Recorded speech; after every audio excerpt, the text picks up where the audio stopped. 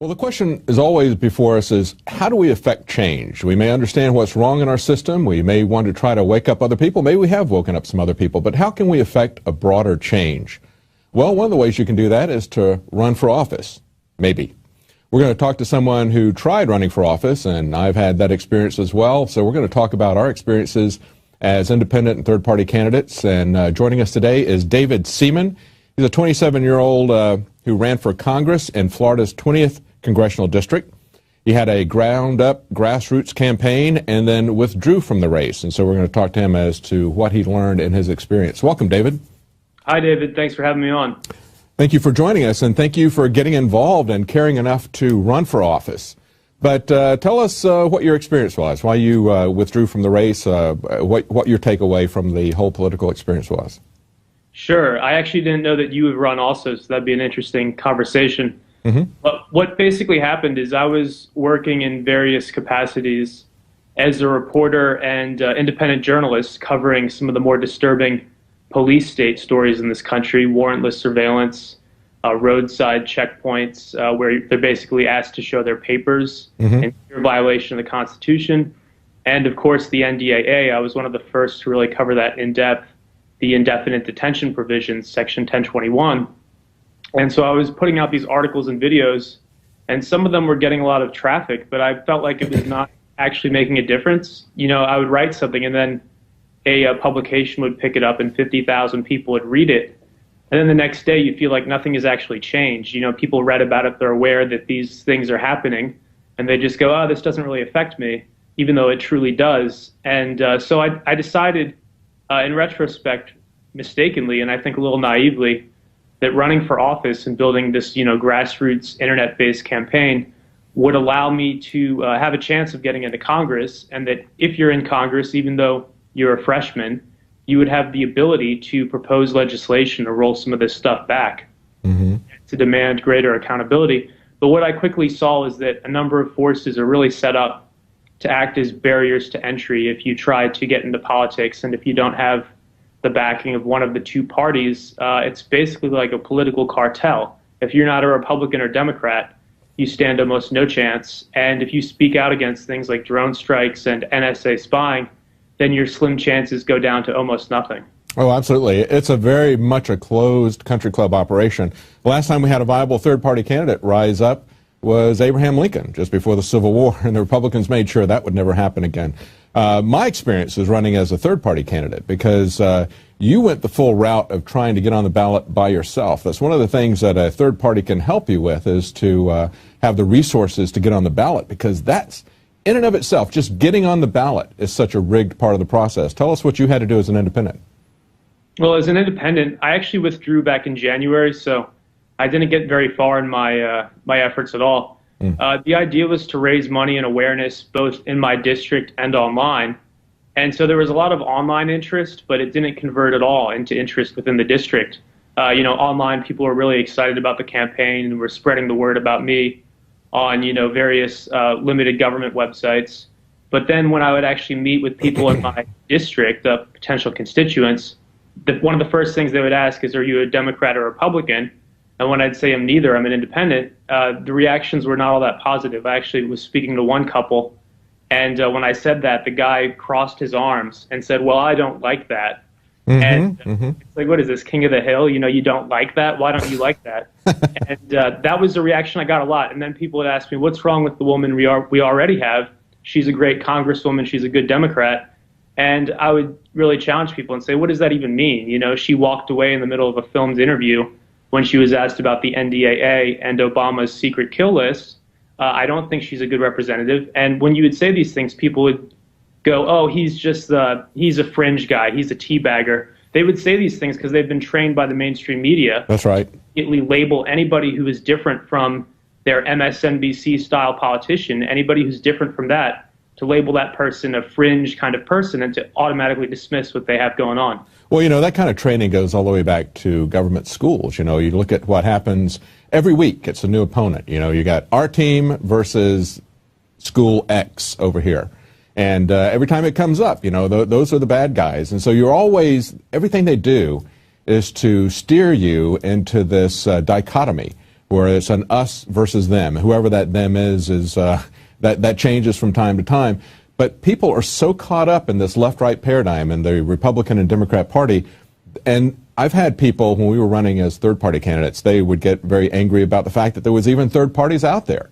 They thought that was a very harmful situation. And it's like, why would that be harmful? You know, should we go into a grocery store where we've only got 2 choices of dishwashing soap? I mean, people can't make up their mind when they see more than 2 choices. I think we're the only democracy that I know of that has only 2 parties, pretty much. And even if you wanted to support strictly a 2-party system, the question is, should those 2 parties be so firmly entrenched and calcified that you never have an option of ever changing out those 2 parties? I mean, that's what has really brought about the corruption, is the entrenchment of those 2 parties.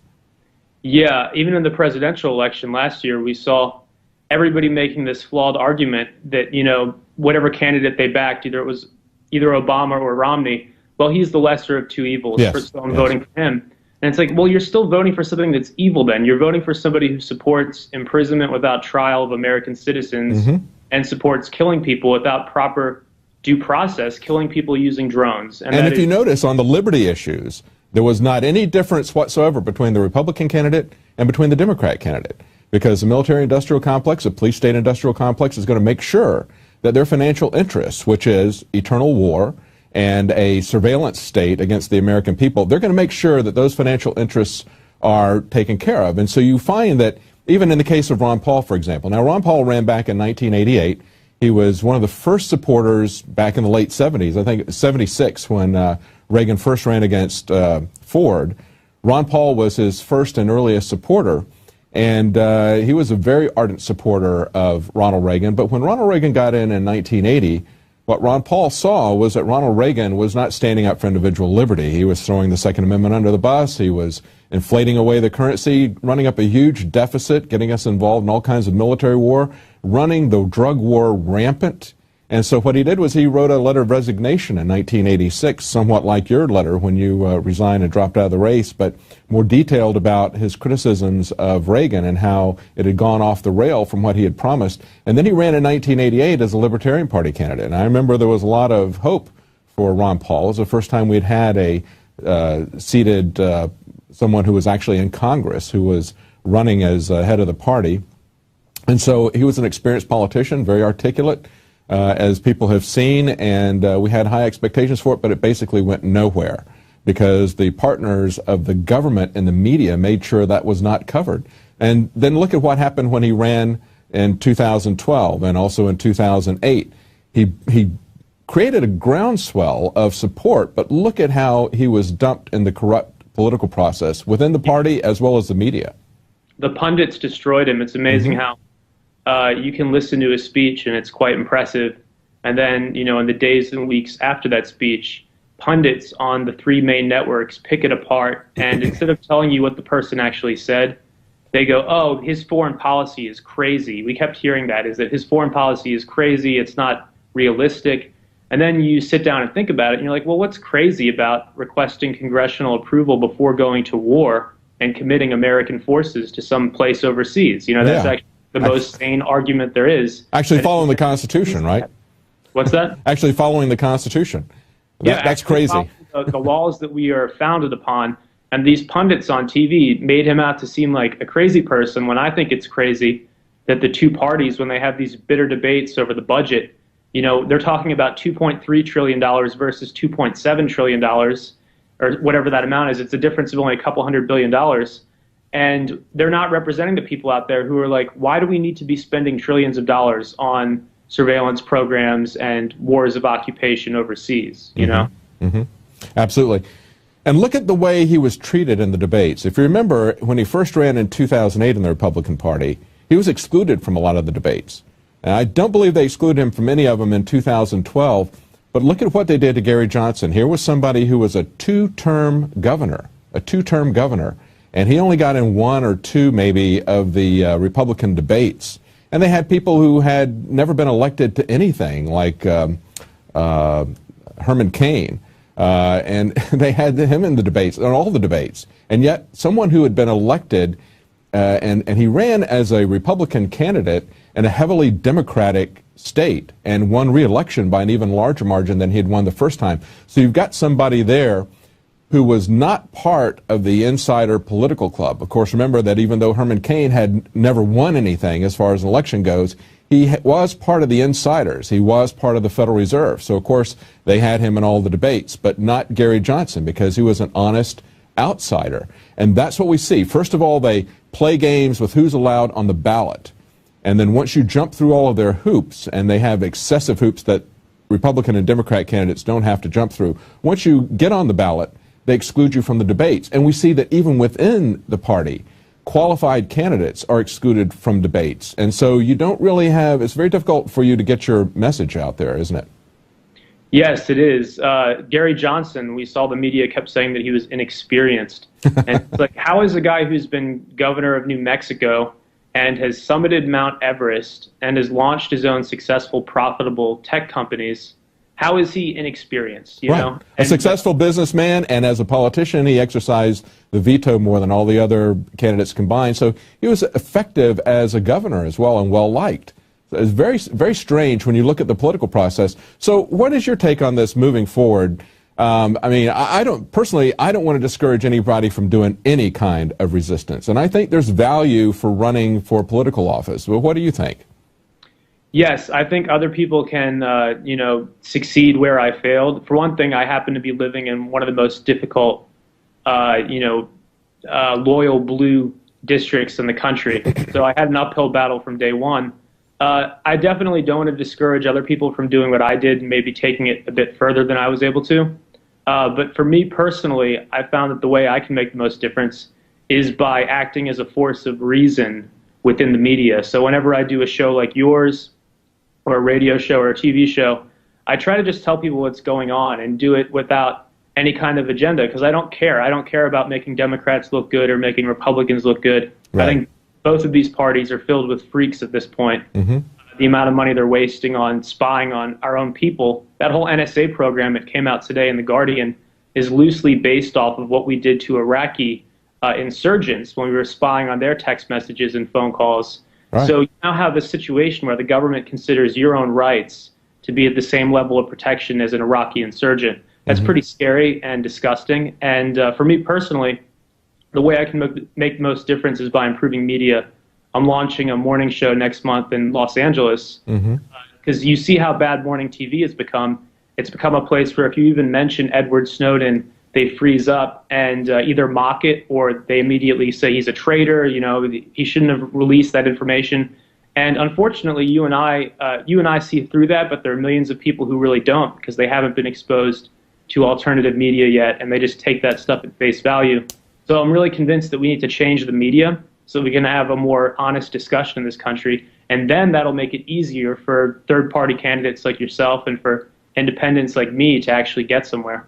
That's right. I think we're at the point where we have to get people to recognize that the emperor has no clothes. And one of the things we can do is tell people about it. But, you know, I think that when Ron Paul ran, both as a third-party candidate and both of the times that he ran within the Republican Party, I think that was a real seminal moment for people who really had the scales removed from their eyes. They had a very optimistic view of America as being this land of law, as land of liberty.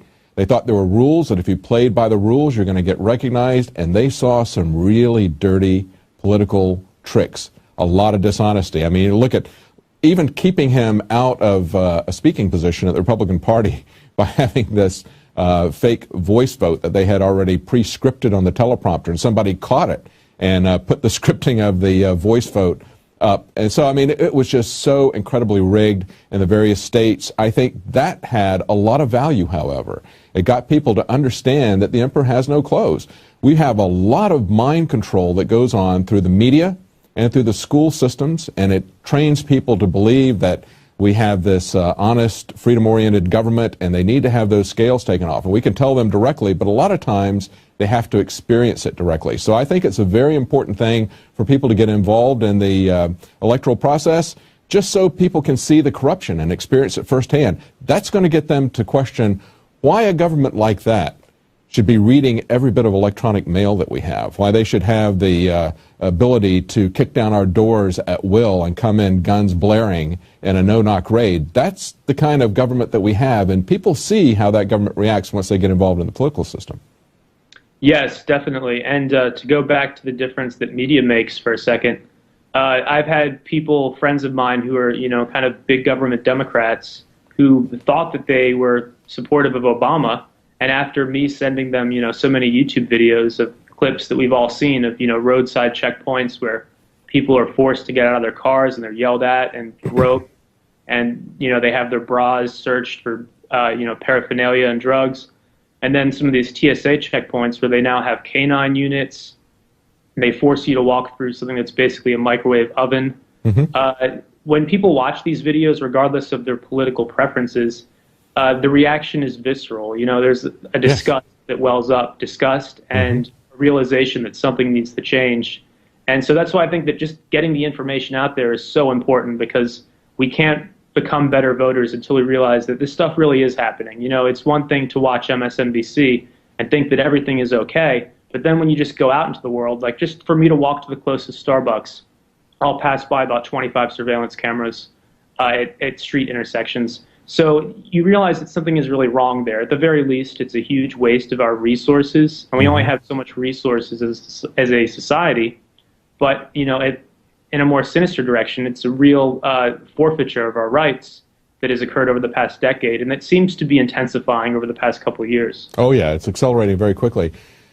Now, you've decided, as I think Ron Paul has, I think Ron Paul is going to have even more impact as he starts to do a news organization, and especially this curriculum that he's got, because that's really where you get people's minds, is as early a possible age as possible, forming a worldview, giving them a perspective of how things work, and trying to do that as early as possible. So I think he's going to have a lot of impact there. But now your program is going to be in L.A., a morning show, is what you're saying? And where's that going to run? Is that going to be on public access, or is it going to be a network? Or good question. We're looking at a couple of different options in terms of getting it on TV. But it's going to come out on iTunes and YouTube every weekday. And there's going to be a high-definition format that people can download. And the production quality is really important to us. We want it to look just like the Today Show or CBS's early morning show. But instead of only talking about Trayvon and these other divisive issues, we want to use that time to really go in depth into things like, why is the government spending nearly $2 billion for a data center in Utah to log our communications? Why is the TSA continue to expand? What is the actual payoff here? Has this stopped a single terrorist attack? So these are the things that we want to spend time talking about on the morning show. And it's going to be distributed in as many ways as possible, and it's going to be free for people to access. You won't need a cable subscription. Okay, great. Well, if people want to find out more about that and find out how they can help support you, they can go to davidseaman.net. Is that correct? And you've got an Indiegogo project that's going on now to get funding? Yeah, thank you so much, David, for plugging that. If people go to my website, to davidseaman.net, there's a video right at the top right now where I talk about the morning show and our goals, and there's also a link somewhere on there. So people can see where we're at funding-wise. We're 78% fully funded, funded by listeners and people who read my articles. And it's cool that we're being funded by people who actually want this news instead of being funded by, like News Corporation or something like that. So we're funded by the viewers, 78% there. And I'm hoping that within the next few days we'll be fully funded. So if people want to check that out, the video's over there. Great. Well, thank you, David, for your activism. Thank you for getting involved. And thank you for continuing to plug away at it. Even when one avenue doesn't work, we just turn around and we try something else. But we can't give up on liberty. It's just too important. Thank you so much. Yeah, thank you. It's a marathon, not a sprint. I really believe that at this point. That's right. Thank you. Thanks. Bye-bye. Well, as David said, it's very important that people wake up. How are they going to wake up? What form of activism are you going to take? Well, at this point, I wouldn't discourage anybody from getting involved in the political process, as I said, but I think that there's a lot of groundwork that still needs to be done to wake people up. One of the ways you can do that is with documentaries, one of the best ways you can do that. And our documentary, State of Mind, it's actually not our documentary, but we're selling it here exclusively at InfoWars, started shipping yesterday. And tomorrow night, we are going to have a premiere on Prison Planet TV, and it's going to be a full roundtable discussion by the filmmakers' crew They're going to give commentary as they watch this premiere. So you won't want to miss that. It's a very important way for people to understand exactly how they're being manipulated by the media, by the government, by the school system. Mind control is much larger than just the MK Ultra program or COINTELPRO. It extends to so many different aspects of our society. And they talk about the full history of that. They talk about it broadly and all these different aspects. So don't miss that tomorrow night. You can also get your copy at InfoWarsStore.com. You can use that as a very effective way to wake people up. And we ask that you also support Prison Planet TV. If you're watching this broadcast on YouTube, your subscription helps to provide our budget, our bandwidth charges.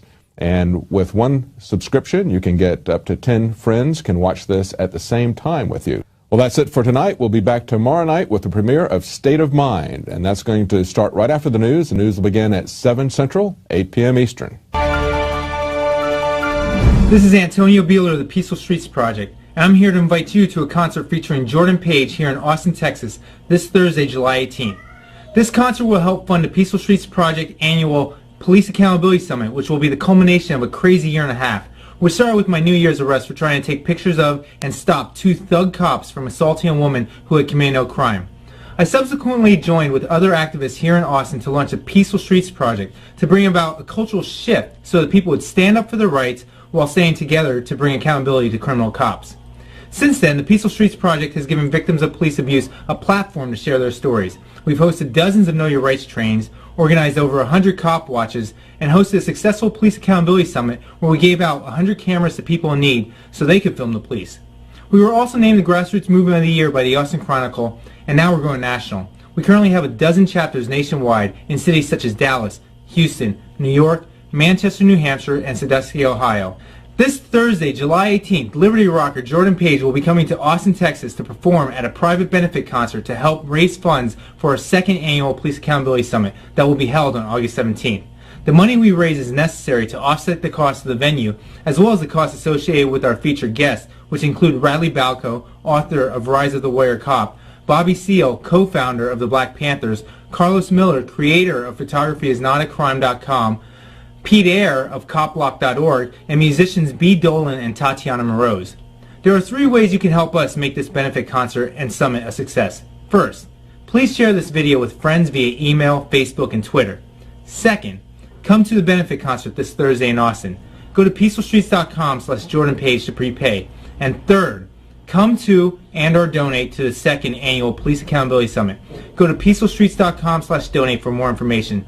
Together, we can bring down the police state. Now you can watch the InfoWars Nightly News streaming live as it happens for free. Check it out at Infowars.com/show.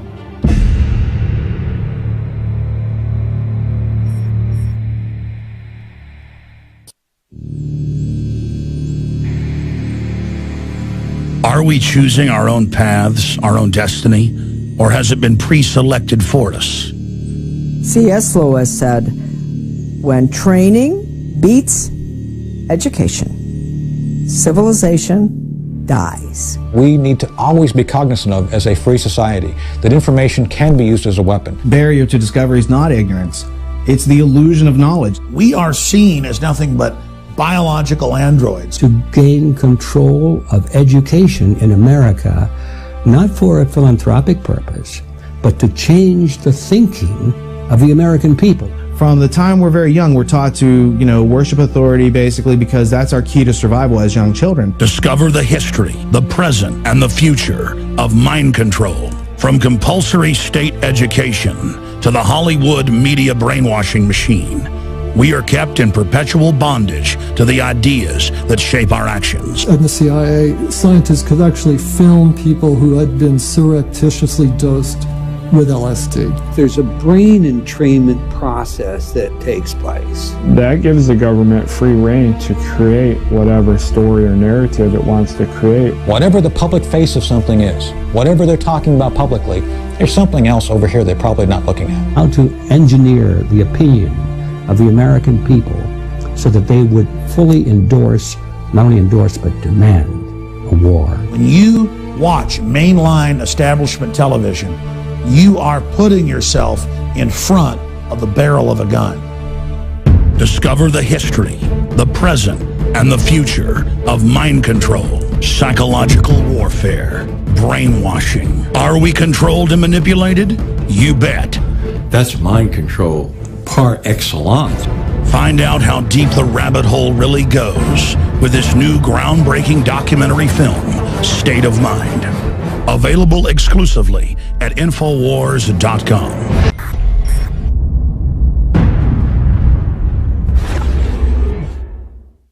Because there's a war on for your mind. That has been our motto here at InfoWars for my 18 years of battle against the globalist.